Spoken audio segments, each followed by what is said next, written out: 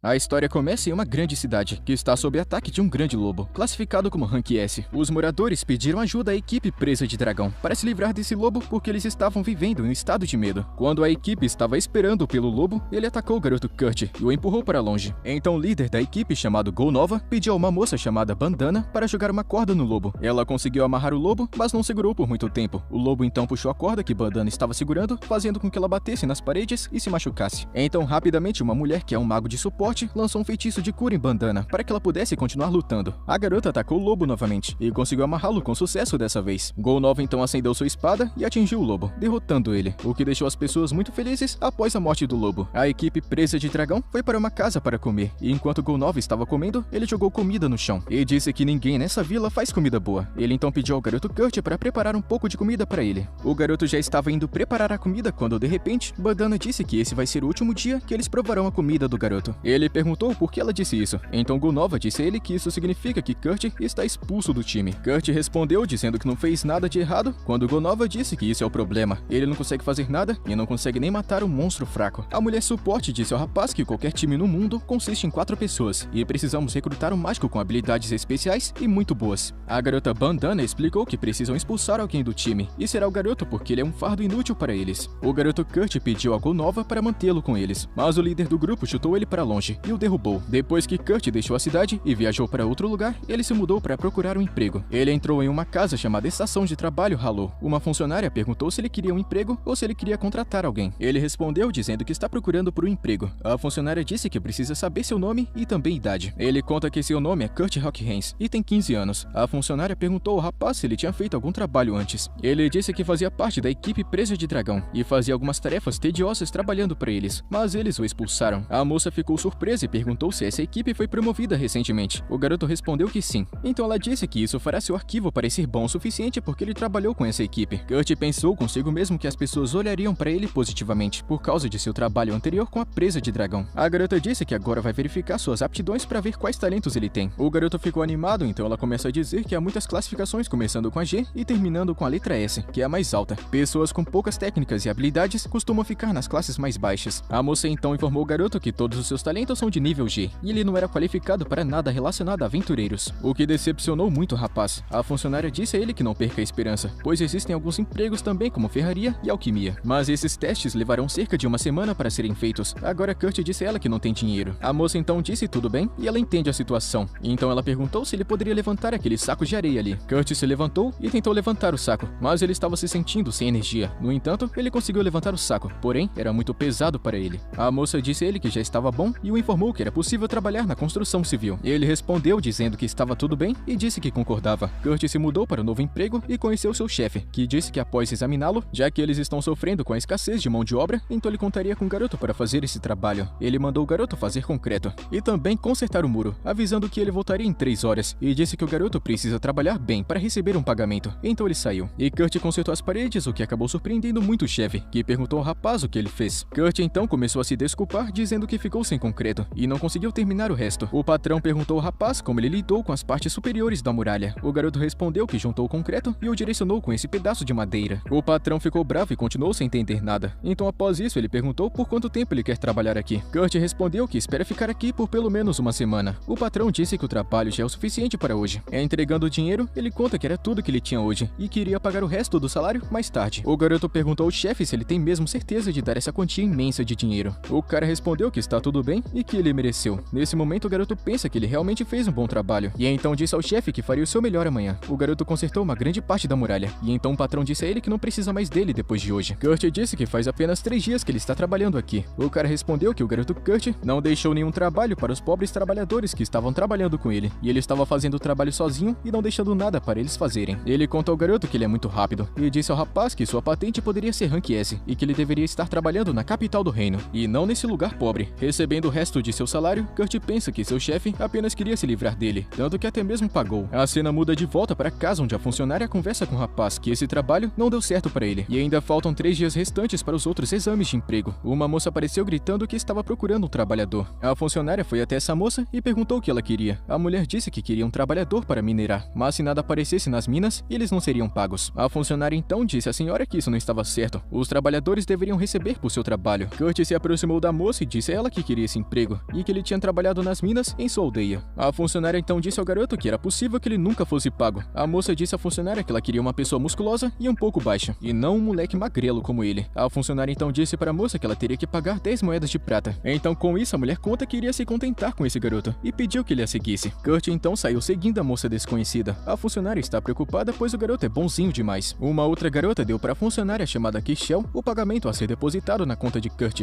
Quando ela olhou para o valor, ela ficou surpresa com a quantidade de dinheiro, tanto que a fez cair no chão. Uma outra garota se aproximou para verificar se ela está bem. Mas então Kishel perguntou quem colocou esses sacos de areia lá. A garota disse a ela que esses não são sacos de areia. Eles são sacos especiais que são usados para medir a quantidade de mana no corpo de qualquer pessoa, que se torna mais pesado conforme a energia de mana é poderosa no corpo de uma pessoa e não funciona com pessoas comuns. Aqueles que usam eles devem ter grande força, assim como o mago da corte real. Então é por isso que é difícil de levantar. E Kishel, sendo uma pessoa comum, conseguiu levantá-lo facilmente. Então ela se lembrou do garoto Kurt e se perguntou quem poderia ser esse rapaz para possuir toda essa força. E no momento Kurt está indo para as minas com a moça chamada Yulisha. Eles chegaram na casa dela e ela disse ao rapaz que este era o lugar. Kurt disse a ela que está incomodado pois só tem uma barraca, mas ela disse a ele que vai ser o suficiente para 2 pessoas, pois era muito grande. Kurt disse que não poderia dormir ao lado de uma mulher bonita como ela. Yulisha ficou brava com ele e disse ao rapaz para não dizer coisas tão estranhas para ela. Então ela deu comida para ele. O garoto conta a ela que era sempre ele quem cozinhava e ninguém cozinhava para ele há muito tempo. Eles foram dormir, mas Kurt não conseguia pregar os olhos ao lado dela e foi deitar do lado de fora. Quando Yulisha acordou, ela encontrou seu casaco consertado e perguntou ao rapaz se ele fez isso, e ele respondeu que sim. Ela disse ao rapaz que quando ele estiver pronto, avisasse ela para que eles pudessem começar a se mover, e conta que eles precisam ganhar 10 moedas de ouro até o final da semana. Kurt, animado, respondeu, entendido, mas onde começaremos a cavar? Ela disse a ele que não conhecia um lugar específico, mas que seria melhor cavar em algum lugar próximo. Kurt disse que eles não deveriam cavar aleatoriamente, porque se fizessem isso, não encontrariam nada. Então ele pediu para ela segui-lo, já que ele tinha muita experiência. Eles se mudaram para outro local de escavação, e Kurt começou a cavar. Encontrando uma pedra redonda, ele disse a ela que era isso que eles estavam procurando, e quando ele a dividiu ao meio, eles encontraram pedras azuis. Ele disse a ela que essas pedras poderiam ser vendidas por 3 moedas de ouro cada. Com isso, Yulisha disse que eles tinham conseguido 1/3 do que desejavam em moedas de ouro. O garoto juntou muitas pedras azuis e disse à moça que tinha terminado. Ela perguntou a ele se deveriam vendê-las. Depois disso, ele respondeu que não podemos fazer isso. Ela disse que tá bom, já que o garoto as encontrou sozinho. Ele disse que não quis dizer exatamente isso, mas que precisam transformá-las em cristais maiores. Ela conta pra ele que ouviu dizer que apenas 10 ferreiros no reino podem fazer esses cristais pequenos formarem um cristal maior. E Kurt rapidamente fez um cristal maior, e a moça disse que achava que cada um deles levava 1 hora para fazer, pois esse é o tempo que os maiores ferreiros do mundo costumam levar. Kurt disse a ela que não tinha muita mana e não conseguiria fazer nesse tempo. Eles voltam para a tenda e a moça pegou seus pertences e perguntou ao garoto se ele tinha certeza que ficaria aqui. Kurt disse que tinha muito o que fazer, então Yulisha respondeu dizendo que voltaria amanhã de manhã, quando vender esses cristais. Então ela foi embora. A cena muda para a guilda onde ela foi vender esses cristais. O guarda perguntou se ela tinha algum documento provando que esses cristais vieram do exterior. Ela disse que eles eram locais e ele respondeu dizendo que com certeza eles foram feitos em uma oficina. Então ela mostrou um colar para o guarda, que o deixou com medo. Ele conta que isso significa que ela trabalha para a própria família real, e ela disse que queria usar a pedra de teletransporte para se mover para o reino. Então ela se teleportou para a capital e foi para um lugar para vender o cristal que ela tinha. E Yulisha disse ao vendedor que ela queria vender cristais. Ela está querendo conseguir pelo menos 10 moedas de prata. A garota de cabelo roxo disse que poderia realmente ser esse valor, mas então ela foi examiná-lo de perto e voltou dizendo que ela iria comprar por 10 moedas de ouro, surpreendendo muito Yulisha, que perguntou como isso era possível. A menina disse que esse cristal tinha uma grande quantidade de mana e prevenia o vazamento de magia. Yulisha então disse à garotinha que ela tinha mais 49 cristais. A garota respondeu que isso valeria 500 peças de ouro, mas a garota está querendo pedir 2 coisas. Primeiro é que ela não venda esses cristais para mais ninguém, além dela, é claro, porque os outros talvez não entendessem o valor deles. A garotinha então pergunta quem fez esses cristais, e Yulisha disse a ela que não poderia dizer. A menina perguntou por que não, e contou que quem fez esses cristais deveria servir ao reino, pois eles são muito úteis. A garotinha está desconfiando que ela está tentando ter os cristais para si mesma, apenas para obter mais lucros. E Yulisha respondeu dizendo que não era esse o motivo, ela simplesmente não quer compartilhar informações sobre o garoto sem que ele saiba. A garotinha conta que isso deveria ser problema dela, pois ela é a feiticeira da corte real, com uma alta patente no reino. E Yulisha respondeu que ela não trabalhava mais no reino, e não era obrigada a obedecer suas regras. A garota então decide dar um conselho de amiga, e pediu que ela impedisse o fabricante de cristais de vagar por qualquer cidade que não fosse a dela, e também informasse ele que poderíamos oferecer a ele uma posição como gerente de laboratório de magia real, e talvez ele pudesse ser um conde honorário, com a devida permissão de sua majestade. E Yulisha deixou a guilda e lembra que a garota havia pago a ela 500 moedas de ouro, e queria nomear Kurt como gerente de laboratório. Então ela voltou para a estação apresentação de trabalho de Kishel, e ao mesmo tempo elas dizem que estão querendo saber mais sobre o garoto Kurt.